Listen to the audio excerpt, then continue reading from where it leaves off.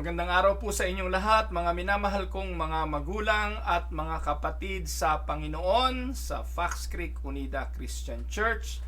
Allow me to greet you first a happy New Year at belated Merry Christmas na rin po kasi hindi ko po kayo nabati noong Pasko.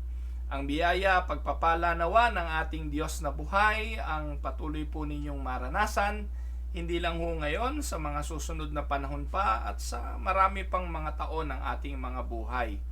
At it is again a privilege on my end na maging instrumento ng daluyan ng salita ng Diyos ngayon pong araw na ito at para ibigay sa inyo ang mensahe ng salita ng Diyos na maaaring makapagbigay sa atin ng ilang paalaala at hamon kung papaano natin haharapin ang pagpasok ng bagong taon. So ang title po ng ating pag-aaral ay pinamagatan ko pong Wealth Can Be Harmful.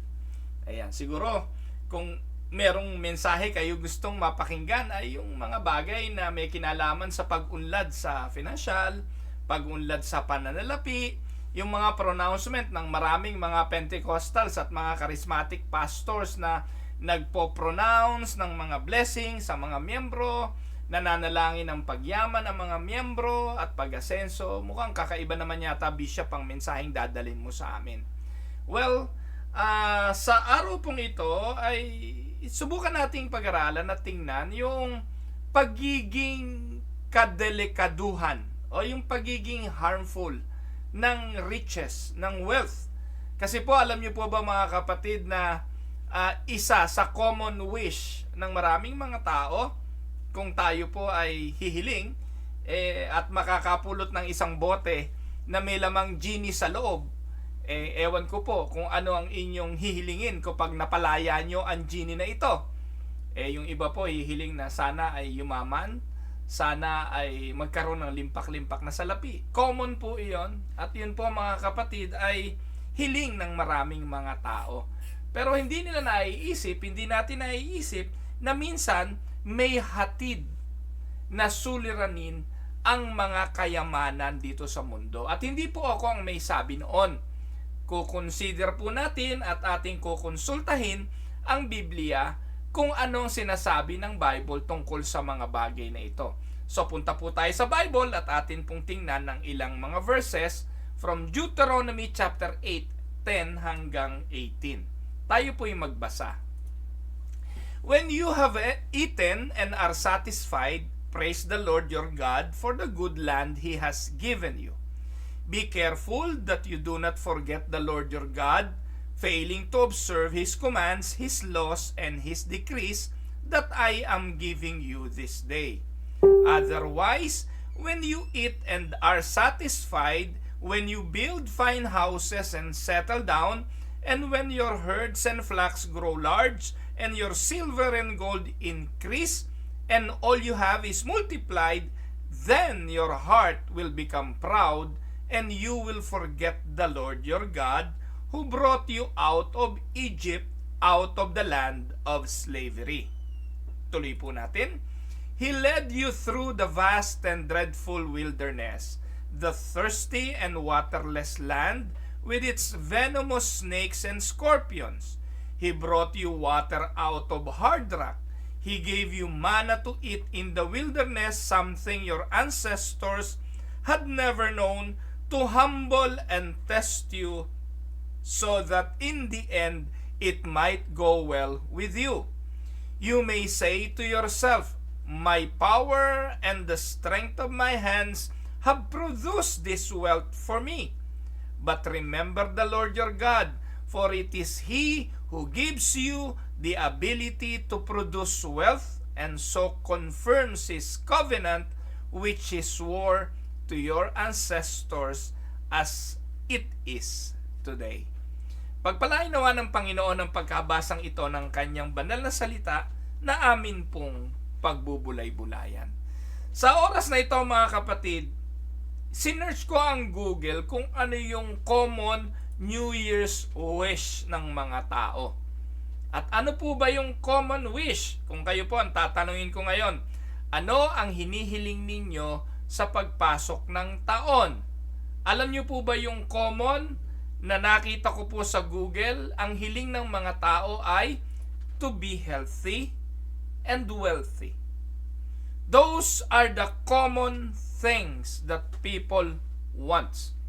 Ang maging malusog ang pangangatawan at maging mayaman. Wala naman po sigurong hihiling na sana'y maghirap, sana'y magkasakit, sana'y mawala ng trabaho sa pagpasok ng taon. Wala namang hihiling na sana'y magkasakit yung asawa ko o yung aking mga anak o kaya pumanaw na yung aming mahal sa buhay. Walang ganon. Wala pong hihiling na sana mabaon kami sa utang. Wala. Most of the requests and prayers and wishes of people nakaikot po sa dalawang bagay na yan. To be healthy and to be wealthy. We all want something good to happen in our lives. Mga kahilingan siguro ng marami sana ay tumama ako sa loto sa 649. O kaya'y makahukay ng isang baol na puno ng ginto. Pero alam niyo po mga minamahal na mga kapatid, sa dinami-dami ng mga kahilingang ito, sorry to disappoint many, kung ikaw ngayon ay tatama sa loto, ang tanong ko ay ito, hindi kaya mapahama ka kapag nangyari ang mga bagay na yon? O kaya nakahukay ka nga ng isang baol na puno ng ginto, hindi kaya mapahamak ang buhay mo at lalo kang maperwisyo sa pagkakaroon ng mga bagay na ito? Alam niyo po mga kapatid, consulting the scripture, and if you are familiar in reading the scriptures, mababasa niyo po na napakadami. There are so many passages in the scriptures that alert us about the truth and reality that wealth is dangerous.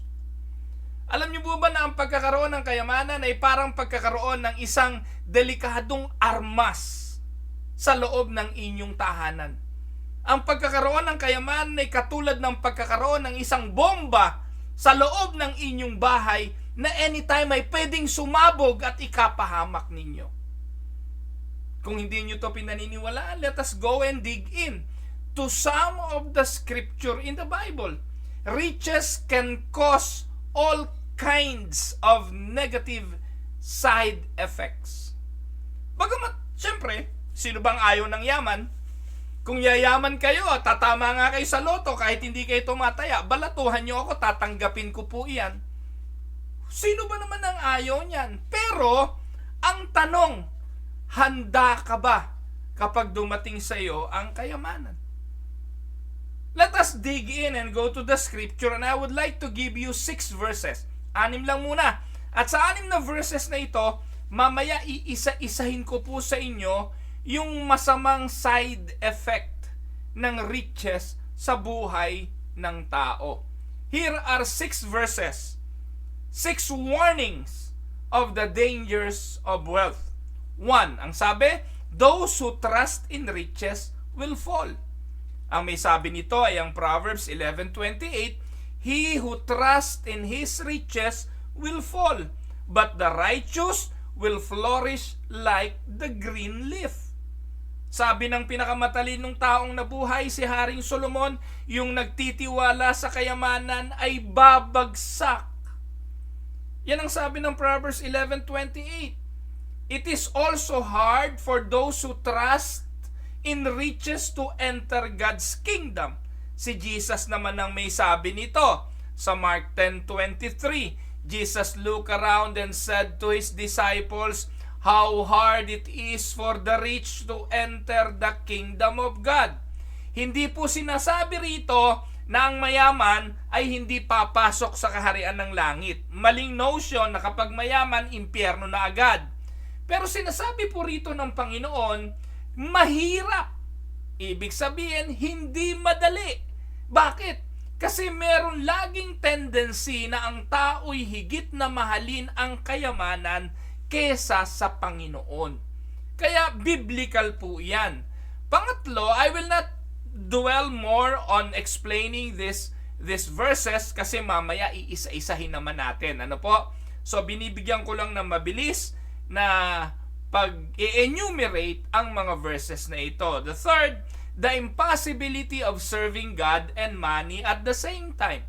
Yan po ang sinasabi ng Mark 6:24. No one can serve two masters, for either he will hate the one and love the other, or he will be devoted to one and despise the other. You cannot serve God and wealth at the same time.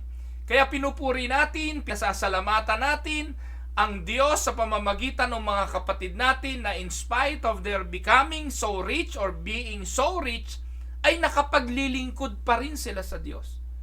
Kasi po, hindi po yun madali. It's either you will devote your time completely to riches or getting rich or being consumed by wealth rather than serving the Lord. Yun po yun. No? Pang-apat, wealth can choke God's word.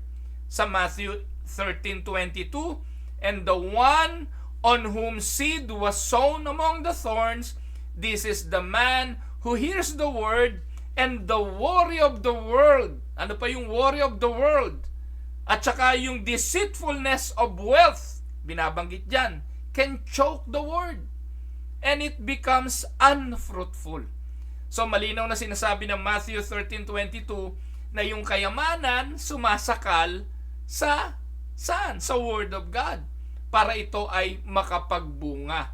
Kaya if you are going to look at some of the so-called believers, kaya minsan hindi makalago sa kanilang faith, sa kanilang buhay espiritual, basically ay ang reason ay yung masyadong abala sa pagpapayaman at sa kayamanan.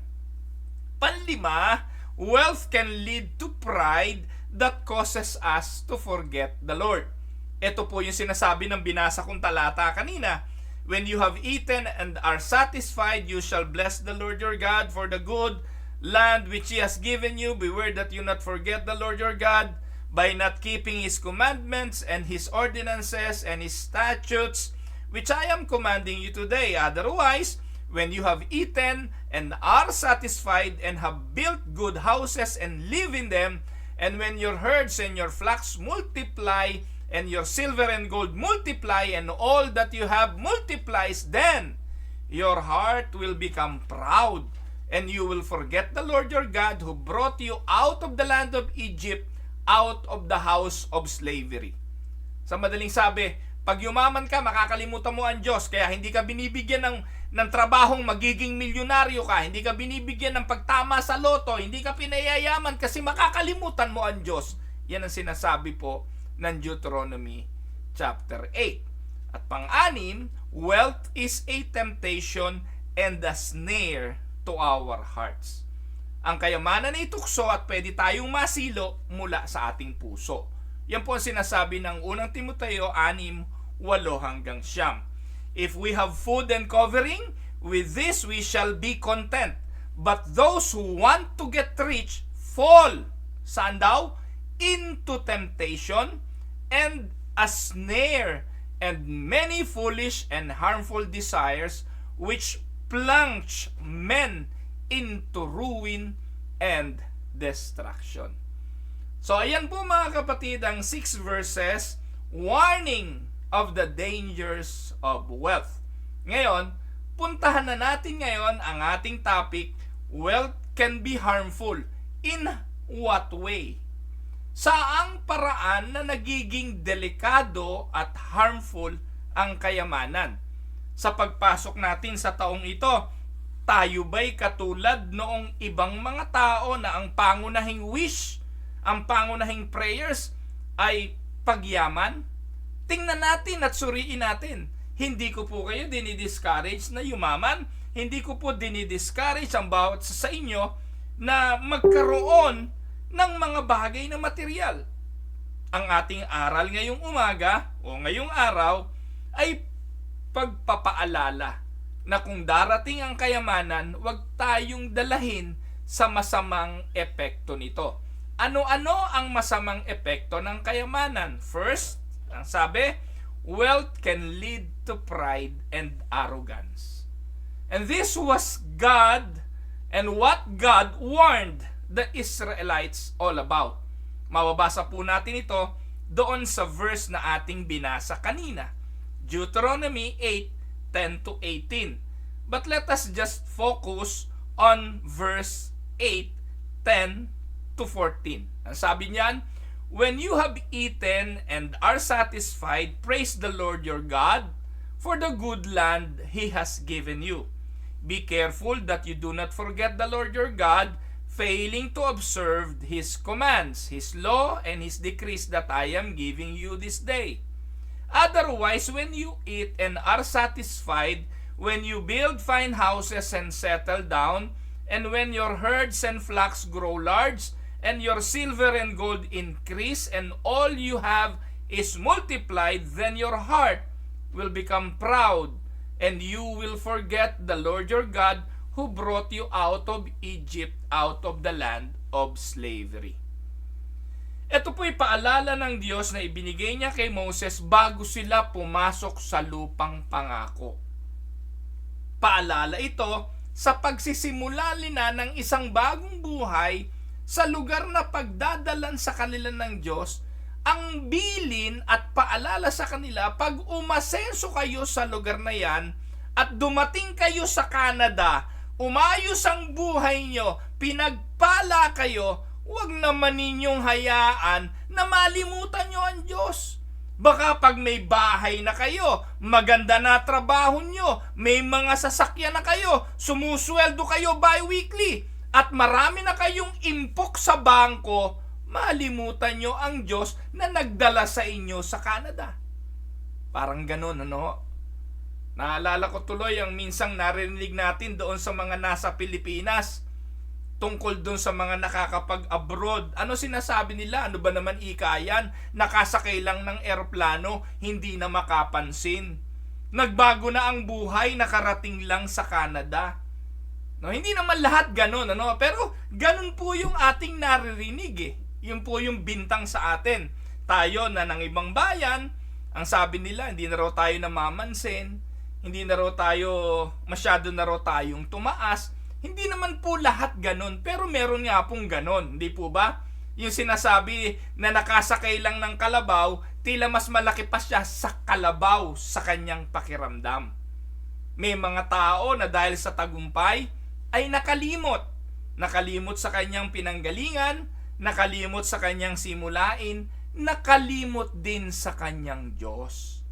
Yan po ang isa sa bunga ng tinatawag na tagumpay at pagyaman. Amen po ba mga kapatid? Pride has got quite a good name for itself this day. Pride is often regarded as a virtue or a desirable attributes. No? Sabi nila, dapat ipagmalaki mo ang tagumpay mo, ipagmalaki mo kung anong naabot mo. No, be proud of what you have attained. Be proud of your career. Be proud of your family. Be proud of what you are right now. Sabi nga, a whole industry has grown up around self-esteem. Low self-esteem is often held to be the source of endless problems. But the scripture teaches us that pride is a sin. It is a sin because it dethrones God. Can we say amen to that? And it takes the credit and praise away from Him. Yan po ang epekto ng pride eh. Tinatanggal yung glory nung nagbigay at inaangkin nung pinagbigyan ang glory. Laging sinasabi nung pinagbigyan na kaya ito nangyari dahil sa akin. Kaya ako meron ito dahil sa akin. Kaya ako merong ganyan dahil sa akin. Ang tanong na, kanino na ang glory? Kaya mga kapatid, lagi kong ipinapaalala, kapag merong house dedication, kapag merong car dedication, or dedication of a business, at kung ano pa man ang ide-dedicate, ipinapaalala ko, hindi atin yan. Katiwala lang tayo niyan. Kaya po tayo naglulupasay kapag binawi ng may-ari eh. Kasi inaangkin mo eh. Amen? Hindi ba gano'n lang tayo maglupasay pag nawalan tayo ng trabaho? Kasi inaangkin mo eh. Hindi mo iniisip na yung trabahong meron ka, ipinagkatiwala sa iyo ng Diyos para lang tumugon sa basic needs ng buhay mo. Ang problema, ginagawa mo, utang dito, utang doon, ipinangungutang mo yung mga bagay na hindi mo pa kayang kunin. Hindi po ba? Sa paniniwala na hindi, malakas naman ako kaya ko naman ito, kikita pa naman ako kasi malakas pa ako. Hindi mo naiisip na pwede kang paluin ng Diyos sa kahambugan at kayabangan na naniniwala kang bukas meron ka pang lakas, wala naman pala. At pinapayagan ng Diyos na mawalan ka ng trabaho para ma-realize mo, wala ka namang lalapitan kundi ang Diyos. Sa Kanya ka lang naman aasa. Yung lakas na meron ka para magtrabaho, Kanya rin yon. Kaya hindi natin pwedeng ipagyabang anumang meron tayo. Because lahat ng yan, pahiram ng Diyos. We are but a steward of everything. Amen? And every time na nilagyan natin ang ating marka ng pag-aari ang isang bagay, nagyayabang tayo. Hindi atin yan. Lahat yan, pahiram ng Diyos. Amen? When we become proud, take note of this, when we become proud, we become self-sufficient and think that we can manage on our own without God. And when things are not going so well, we know that we need Him. Kaya nga minsan, salamat Lord, tinanggal mo. Salamat Lord, inalis mo. Salamat Lord, binawi mo. Dahil sa kalagayang yon, na-realize mo, kailangan mo ang Diyos. Pagsagad na kayamanan mo sa buhay at napakarami, be honest, nagpe-pray ka pa ba sa provision? Gayong isang swipe mo pa lang, andyan na. Nagpe-pray ka ba ng daily bread? Gayong kahit saan ka pumuntang superstore, makakabili ka ng bread. Pag marami kang bread, you are not going to pray for bread. Ang prayer na itinuro ng Panginoong Jesucristo sa kanyang mga alagad, give us this day our daily what? Daily bread. Kaya delikado ang pagyaman Delikado pag puno ang refrigerator. Delikado pag puno ang lahat ng freezer. Delikado kapag napakaraming nag-uumapaw na pera sa iyong bangko. Dahil hindi mo na magawang tawagan ng Diyos, dahil puno na ng pride ang puso, I have money, I have everything I need, I can survive for many, many years. Walang kaibahan ito doon sa tao doon sa Luke chapter 12. Do you remember that man in Luke chapter 12? Na marami ng kayamanan, umani ng marami, giniba yung kamalig, nagtayo ng mas malaki, inimbak doon yung kanyang kayamanan at ang sabi niya, oh soul, kausap niya yung kanyang kaluluwa. No? At ang sabi niya doon sa kaluluwa niya, eat, drink, and be merry. For you have stored a lot of goods that can sustain you for the rest of the years. Pero ano sabi ng Panginoon? Hangal. Hindi mo alam ngayong gabi, kukunin ng iyong kaluluwa, yang kayang naiwan mo, mapapakanino kaya? Alam niyo mga kapatid, when our self-esteem becomes high, we might begin to think that we deserve our blessings, that God is duty-bound to give them to us, and we stop becoming thankful. Ang daming mga Kristiyano spoiled. Maraming mga Kristiyano pinaniniwala, hindi ako pababayaan ni Lord, bibigay sa lahat ng Diyos, lahat ng gusto ko, bibigay ni Lord. Ganun ako kay spoiled, mga kapatid. Kayabangan po ang tawag doon. And let us look at what good times does. Look at this. Let us look at what good times does. Ano ginagawa ng good times sa buhay natin? Look at our attitude. Pag everything is good, everything is in proper order, ano nangyayari sa mga attitude ng tao? We are very skeptical and we become suspicious of people. We no longer trust other human beings.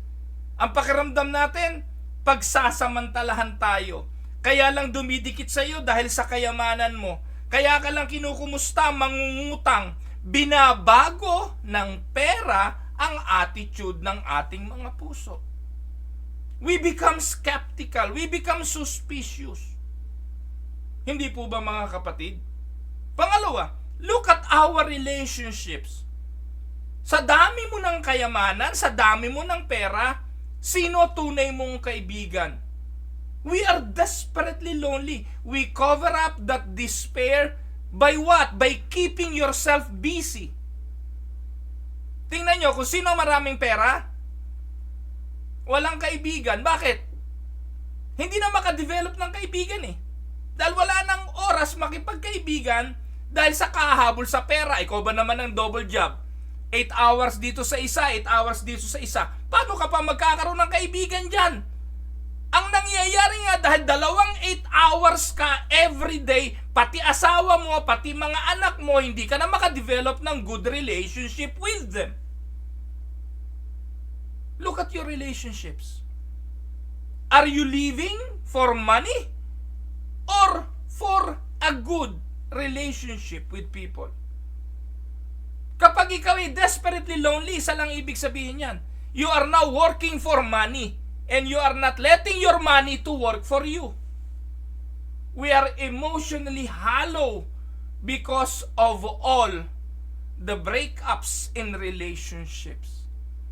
Kahit anong gawin mo, pag hindi nagbago lifestyle mo, hindi ka makaka-develop ng magandang relationship. Even your marital relationship will disintegrate. Even your relationship with people, friends, and family, mawawasak yan. That is what good times does. Third, look at our character. We are impatient people. Tingnan niyo yung mga road rage. Pumunta ka sa grocery store, sa Walmart, nag-aagawan sa pila, lalo ngayong Christmas season. Tingnan nyo pila ng mga tao. Nakabalita na ba kayo? Nag-agawan ng bigas na rooster. Nag-away parehong Pilipino dahil lang sa sale na rooster. Samantalang 4 ang limit bawat isang tao. Can you imagine? 4 sacks ang limit. Pinag-awayan pa. Look at the character and what it does to people. Look at our health. Overweight, no exercise, drug abuse, alcohol abuse, sexual abuse. And look at the level of our compassion. While it appears that racial issues on average have gotten better, hindi na masyado. Dito po, hindi naman uso na yung racial prejudice, yung bullying about race, hindi na masyado. Pero the compassion that generations have for each other has reached an all-time low. Ngayon, kung may tumutulong, kung may nagbibigay, hanapin mo, may camera yon. Yung nagcha-charity, tumutulong sa mahihirap, asahan mo, may nakatagong camera. At for the content, kaya sila tumutulong for the content. That is what the level of compassion. Hindi na ngayon tumutulong nang walang camera eh. Most of the time, yun. Kaya pag may nagbigay sa'yo, bigla, lumingon ka, hanapin mo, may camera yan. Ganun na po mga kapatid. What about wisdom? Look at the wisdom of people. We have a lot of knowledge but little wisdom. Ito yung time na you can access all information you want. Ito yung panahon na i-google mo lang, makukuha mo kung anong sagot. Nasa panahon tayo na we have access to machine to grind out reams of information, but we have so little discipline to make that knowledge apply to our own lives. Tama o mali? And last, look at our spirituality. We appear to know less and less about what we believe and why we believe it. Most people are part of a congregation. They belong to a certain congregation or a church. Pero ang tanong, may power ba yung church nila?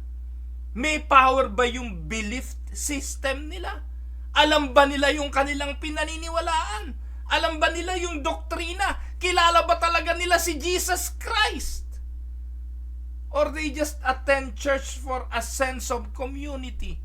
Para lang may sabing they belong. Para lang may sabing sila ay kasama sa isang kongregasyon. Ito po ang nagagawa ng mga mabubuting bagay sa buhay natin. That is what good times does. Now, mga kapatid, ang isa sa epekto ng pag-asenso, ng pagyaman, ng pera sa buhay ng tao, human are becoming so proud. That is the first. Second, wealth frequently leads to self-sufficiency, complacency, and false sense of security. Ito yung pangalawa. The second danger is that we become content with the good times. Kaya dahil kontento ka with the good times, pag dumating yung bad times, devastated. Hindi natin alam i-handle ang grief. Hindi natin alam i-handle ang kawalan. Kaya ano nangyayari? Mga Kristiyanong depressed, mga Kristiyanong nagpapakamatay, mga Kristiyanong hindi malaman kung ano gawin because they rely on the good times rather than believing that there is a God who is in control. We become content with the passing good things that we always have rather than the eternal good things that we can have with Christ. And this is what God warned the Israelites about. Ano sabi sa verses 12 to 14 ng Deuteronomy 8? Otherwise, when you eat and are satisfied, when you build fine houses and settle down, and when your herds and flocks grow large, and your silver and gold increase, all you have is multiplied, then your heart will become proud. And you will forget the Lord your God who brought you out of Egypt, out of the land of slavery. Our energy then becomes spent on maintaining what we have in our lives rather than looking to move forward with God. And one extreme example of this is what we can read in Hosea chapter 12 verse 8.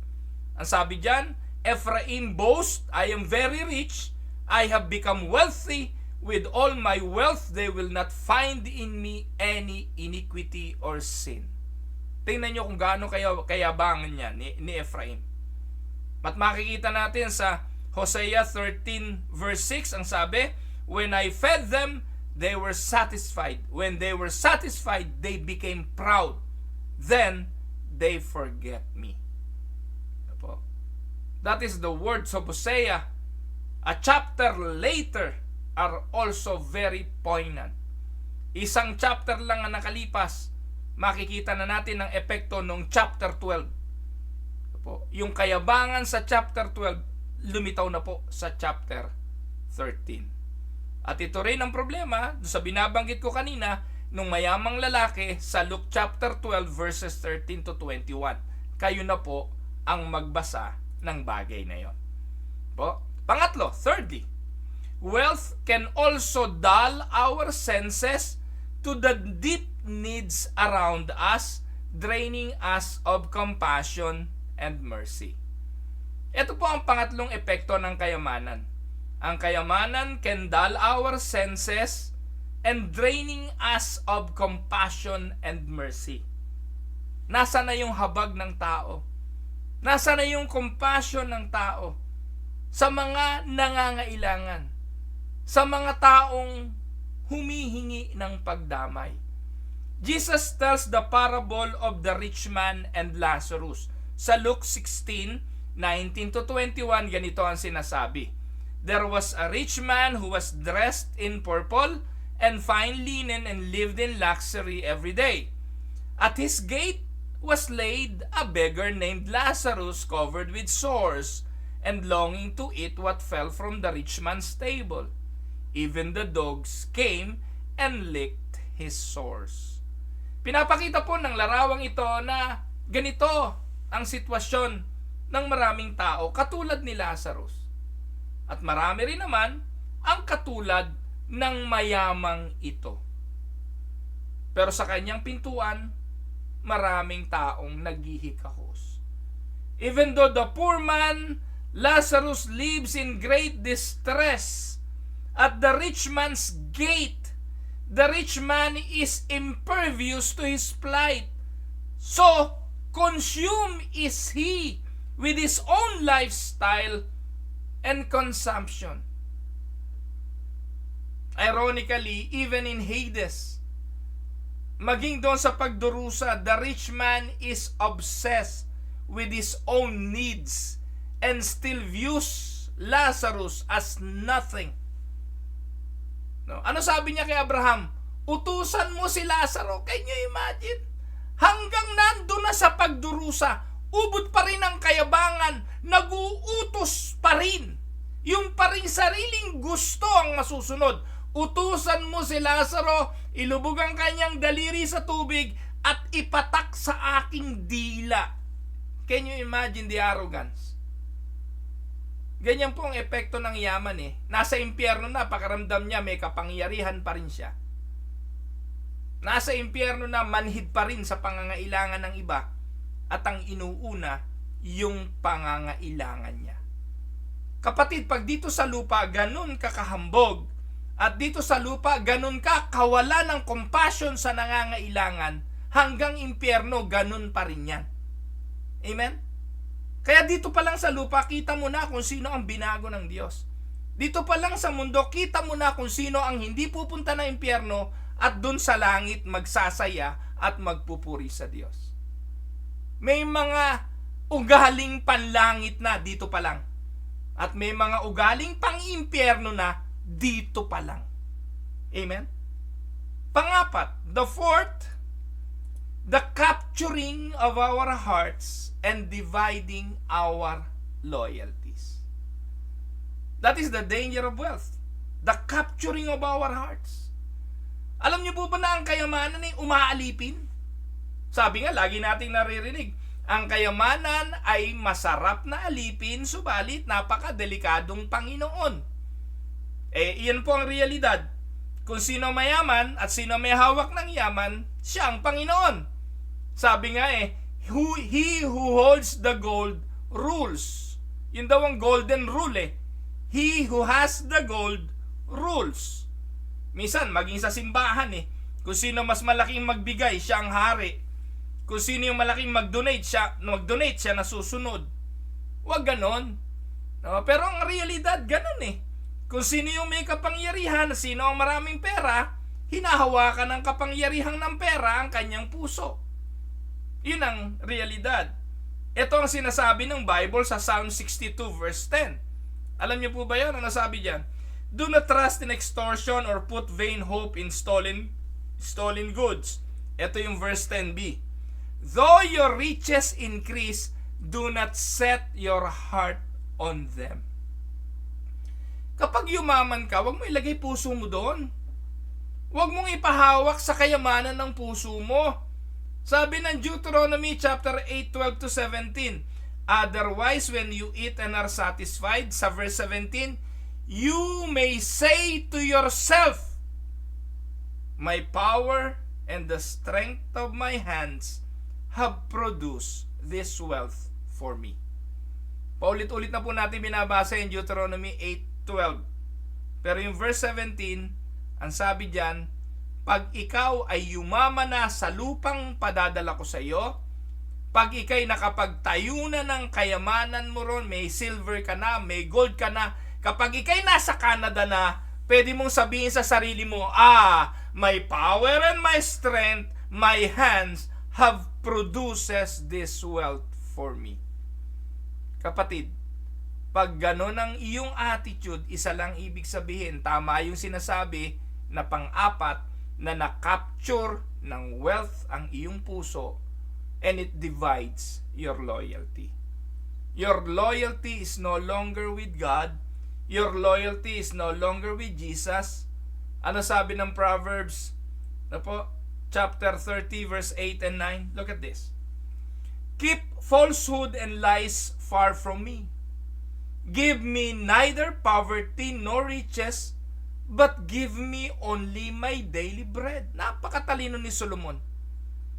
Ang sabi po ni Haring Solomon, huwag mo akong papaghirapin o huwag mo rin akong payayamanin. Bigyan mo lang ako ng aking kakainin araw-araw. E di po ba ito yung turong panalangin ng ating Panginoon sa Matthew chapter 6? Give us this day our daily bread. Sa verse 9, otherwise, I may have too much and disown you. Pag sumobra ang kayamanan ko, maaring kalimutan kita. At maari kong sabihin, sino ang Diyos? At marami pong mga taong ganon na pag yumayaman, umaasenso, hindi nakilala si Lord. Or I may become poor and steal, and so dishonor the name of my God.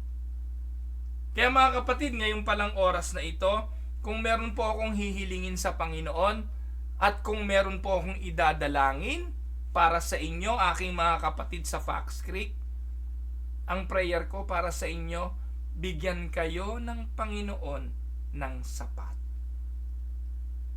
Amen? The dangers of wealth are even more pronounced in the New Testament. Central to the attitude of Jesus is His statement. In Matthew 6:24, ano sabi ng Panginoon? No one can serve two masters. Either you will hate the one and love the other, or you will be devoted to the one and despise the other. You cannot serve both God and money. The word used here for wealth sa King James Version ay mammon. Some translations such as the NIV capitalize this word to emphasize that Jesus is pitting one God against another. Both are seeking allegiance. Both are seeking worship. God and Mammon are both seeking worship. Take note that wealth is not neutral. Wealth is insatiable. Ano ibig sabihin nun? Hindi nasasatisfy ang kayamanan. Once you have some of it, you seem to keep on wanting more and more of it. That is why Jesus commented to his disciple after his encounter with the rich young man sa Matthew 19. Ang sabi ng Panginoon, again I tell you, it is easier for a camel to go through the eye of a needle than for someone who is rich to enter the kingdom of God. Mga minamahal na mga kapatid, wealth is a dangerous thing.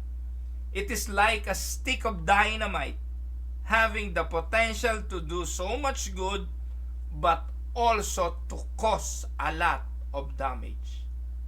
And that, the more you have, the greater the risk. Amen?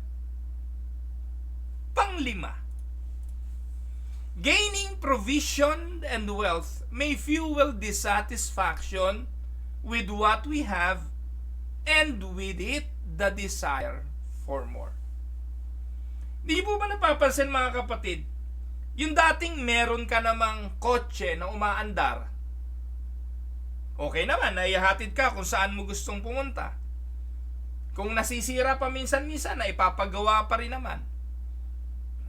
Okay pa naman, tumatakbo ka. Pero, biglang-bigla, nakakita ka, tumabi sa paradahan mo ang isang bagong-bagong kotse.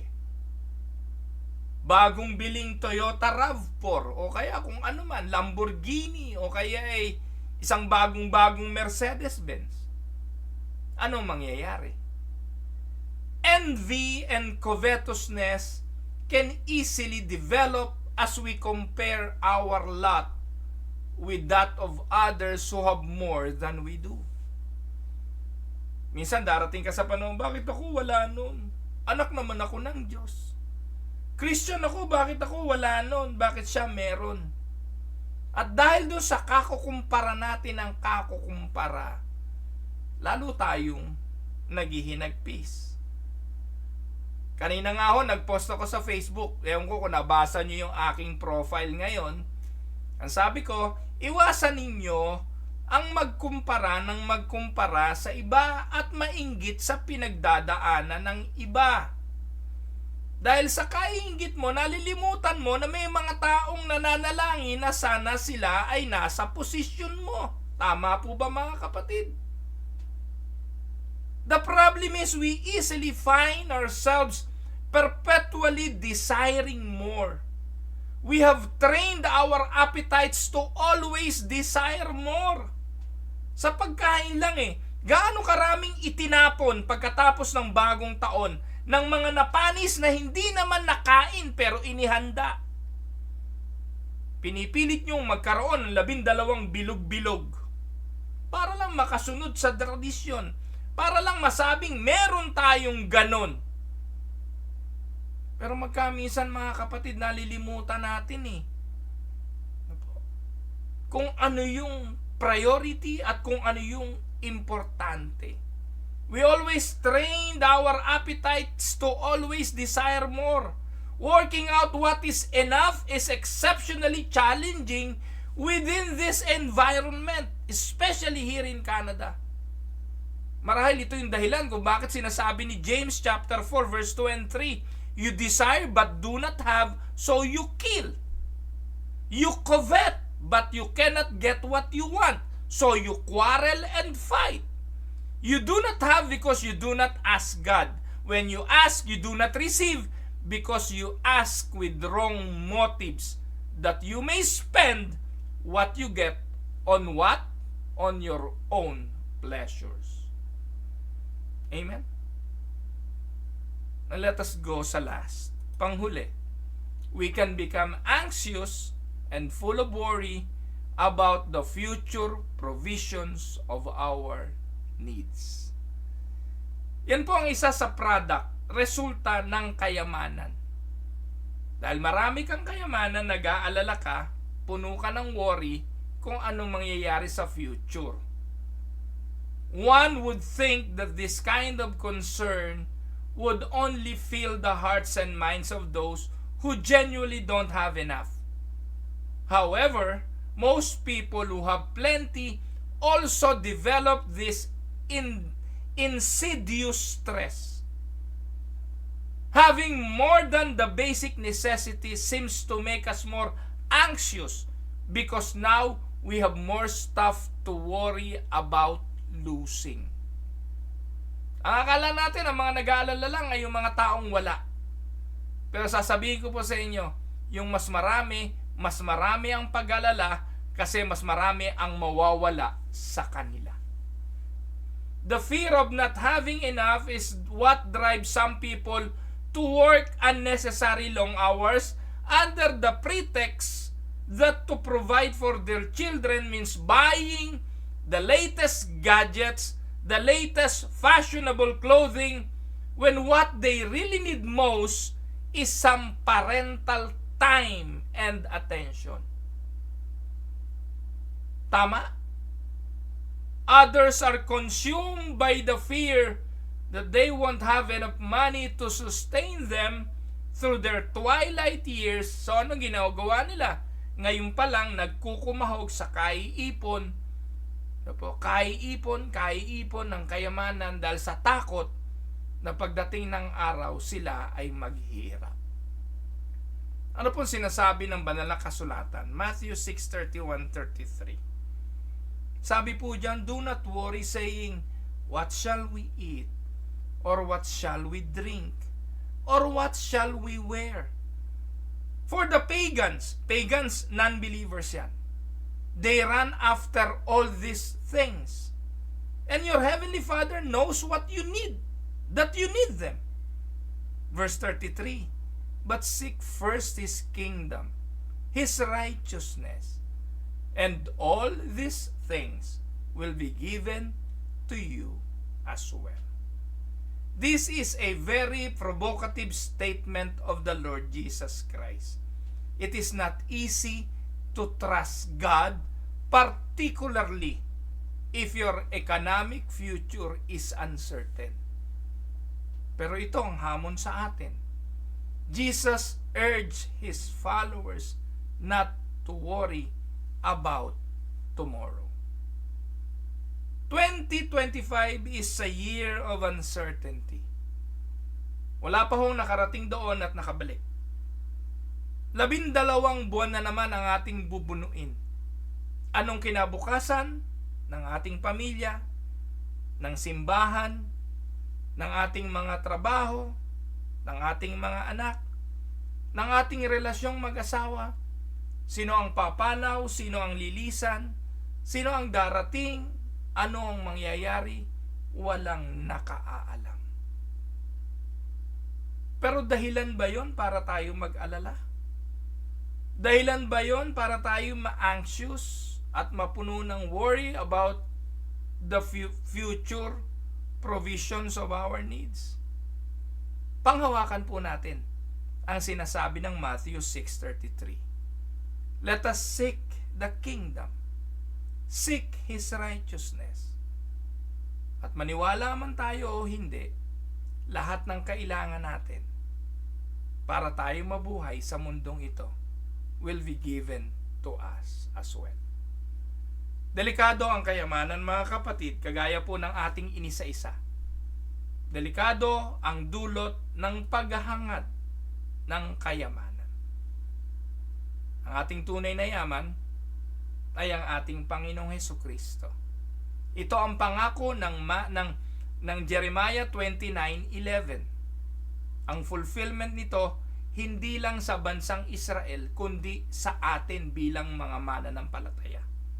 Ang pangako doon, the plan that God has for us, to prosper us, to give us a hope and the future, walang iba yun kundi si Jesus.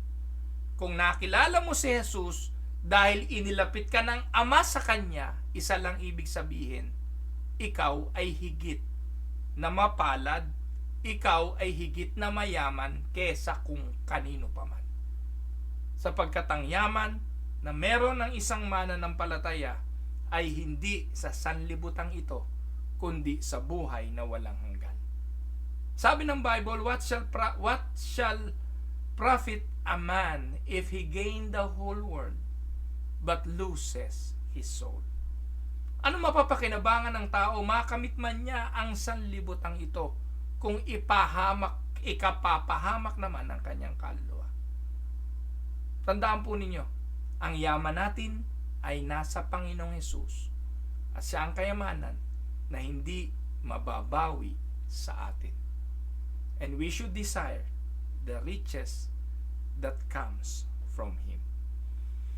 Pagpalain po kayo ng Panginoon, mga minamahal kong mga kapatid. Happy New Year uli sa inyo, and may the good Lord bless all of you sa mga panahon na ito at sa mga susunod pa. God bless everyone.